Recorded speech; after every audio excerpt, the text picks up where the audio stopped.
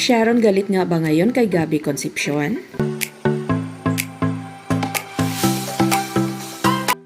Fans ng Shagab nalungkot sa ipinost ng megastar sa kanyang Instagram account. Yes mga ka-showbiz, may mahabang post nga ang megastar sa kanyang Instagram account patungkol sa concert nila sa darating na February na hindi na matutuloy at parang wala nang kasiguraduhan pa na magkakasama pa sila ni Gabby sa mga project sa susunod pa na mga araw o panahon.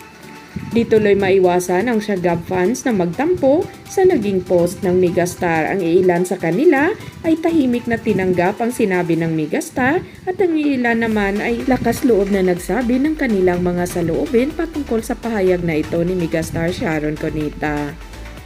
Kawawa ang mga fans ng Shagab, mga ka-showbiz tukis dahil umasa sila na tuloy na nga ang pag-uusap ng mga magulang ni Casey Concepcion. Sa kanilang concert mismo ay nagkasundo ang dalawa na palagi nang mag-uusap dahil meron silang anak kaya dapat maayos ang kanilang relasyon. Pinakiusapan rin ng megastar sa nasabing post na huwag idamay ang kanyang mga anak sa pambaba sa kanya. Karapatan di umano ng kanyang mga anak na bigyan ng tahimik na buhay at huwag idamay kung ano man ang mga issues patungkol kay Sharon Cunita. Tinira rin ni Sharon ang team ni Gabby Concepcion na napakarami di umanong demands kaya muntik nang hindi matuloy ang Dear Heart concert.